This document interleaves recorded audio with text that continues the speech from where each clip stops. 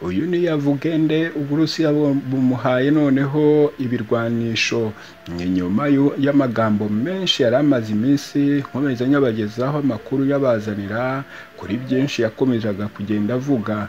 Mu gitondo cy'uyu munsi nibwo uyu mugabo Yavugende yakiriye message ivuye kwa Vladimir Putin imubwira iti ntapime gukura ingabo muri kino gihugu cya Ukraine, kandi nk'uko yari yabivuze yuko aha ibice byose yari yafashe agomba kubifata akabishyikiriza abacoceni, noneho ubundi ingabo za Wigena zikava muri kino gihugu.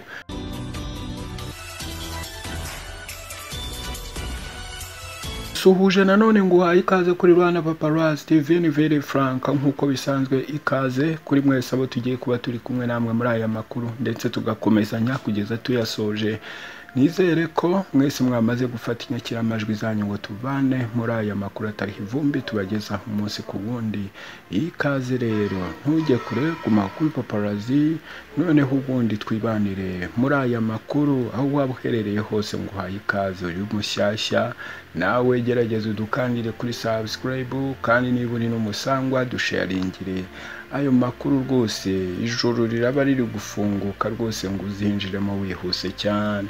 Imana iguhe umugisha buri umwe wese uza akimara kumenya amakuru yacu agahita kandi subscribe. Uri umuntu w'umugabo, ndagushimira cyane, kandi ndabibona ko duhorana kandi tunajyana. Reka twirukanke tujye mu makuru, noneho tubanze turebe ibiri kuvugwa.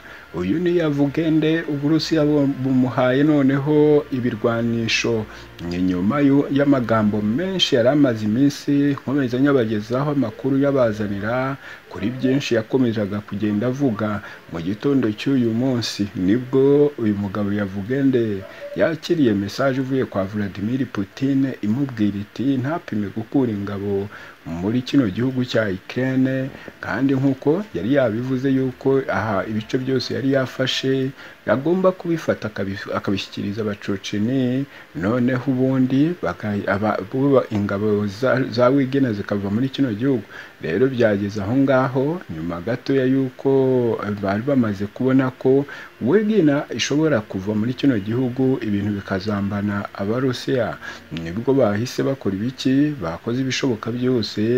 Aya magambo agera kuri Vladimir Putin akora ibishoboka byose, avugana na Yavugende aramubwira ati ibirwanisho byose wifuje turabiguha, noneho tugushirireho n'ibindi wowe ibyo utadusabye, ariko wigerageza kugerageza gukomeza uca abahungu bawe intege, ubabwira yuko niba batabonye ibirwanisho batagomba kuguma aho ngaho.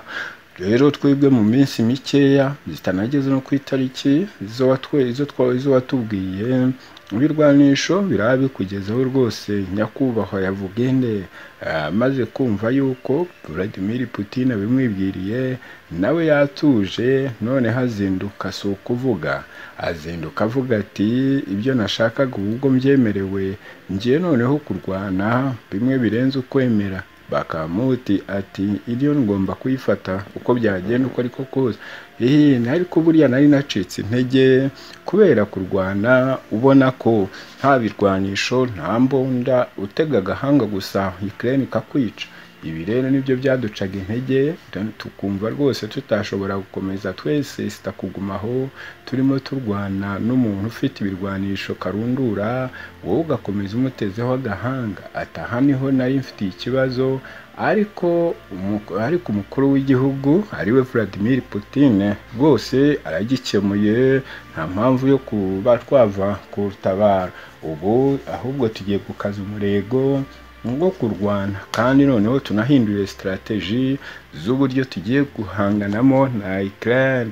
Yavugende yakomeje avuga ati abakekaga yuko ubu ngubu biturangiranye cyangwa se tutashye nimusubize amerwe mu mufuka, ubu ngubu intambara nibwo igiye gutangira ikakaye cyane. Abanya-Ukraine twarababonye bariteguye bihagije, natwe rero ubu tumaze kwitegura ibirwanisho aho babitugereraho gutya, byanze bikunze mushira amaso ku marido, noneho ubundi mwirebere ikigiye kuba hagati y'abawigina ndetse n'ingabo za Ukraine. Yakomeje avuga ati yabwiye Uburusiya yuko atifuza kujya akomeza kubahamagara ababwira ati nimumpe imbunda, reka ahubwo muzizane tubereka aho muzirunda n'amakompora, ubundi ibindi mu biturekere muzatugaye kuba tutarakoze akazi kanyu kandi mwarakaduhaye. Yavugende ni uvuyeyo mu kanya gashize avayo avuga yuko noneho abasirikare be batakivuye muri Ukraine nk'uko yagombaga kubitangaza isi yose yabimenye. Ati ibirwanisho bemeye kubimpa kandi ko bingeraho vuba, ubwo rero ni uguhangana na Ukraine. Yaravuga ntiwamushobora, turi kumwe gatanu kuri gatanu. Mais aujourd'hui, quand on voit Mouchi Kouabo à la tête de l'EIF, ça prêterait pas confusion, M. Mindé? Il faut demander ça au président Macron. Nous avons appris avec une grande surprise, qu'on voulait forcer même notre administration électorale à présenter les rapports qu'il va venir présenter au Parlement, oui, à l'Organisation internationale de la francophonie. C'est ce qui a demandé. Lorsque nous regardons celui qui est à la tête de l'Organisation internationale de la francophonie, excusez du peu, c'est Louise Mushikiwabo, qui est membre de la phalange, on va dire la plus extrémiste, pour employer une sorte d'euphémisme, la plus extrémiste du FPR rwandais. Et donc, ça, nous revenons un peu au schéma que nous avons, duquel nous sommes sortis, où on nous obligeait de présenter la liste des armes que nous voulions acheter. C'était une sorte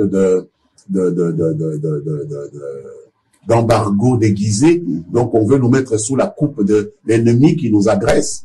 Donc, présenter notre liste à une organisation internationale de la francophonie dirigée par une phalangiste rwandaise, c'est nous amener à présenter à Kagame la liste de nos électeurs, comme lui demander de contrôler nos élections. Nous ne pouvons pas conseiller, moi comme législateur, je ne peux pas, je me refuse à conseiller au gouvernement de mon pays d'adhérer à ce schéma-là, de présenter la liste de nos électeurs ou les rapports de l'administration électorale à une organisation internationale dirigée par une phalangiste pro-Kagame. Ça, en tout cas, je ne l'accepte pas et c'est le point de vue de grande majorité d'élus au Parlement. Ah là, vous le dites, mais vous ne dites pas la décision. Vous n'avez pas la décision. C'est le gouvernement qui Et qu'est-ce que le gouvernement pense à ces sujets? Bien sûr, je parle ici pour que le gouvernement puisse inciter le gouvernement la température. Je dis au gouvernement qu'il faut éviter cela. Ça, c'est mon rôle. Moi, je n'ai pas à décider. C'est au gouvernement à décider, mais nous nous opposons catégoriquement à ce qu'une phalangiste de Kagame puisse contrôler, ne fût-ce que de manière même symbolique, le processus électoral en République démocratique du Congo, puisque c'est notre agresseur. On ne peut pas lui donner cette possibilité-là de le faire. Mais vos déclarations... C'est comme si on faisait le jeu... Vos déclarations semblent comme si on faisait le jeu de nos agresseurs. Mais vos déclarations semblent comme des pétards mouillés. Et pourquoi vous n'allez pas directement à des faits, quitter la francophonie une fois pour toutes? Ça donnerait quand même de l'écho.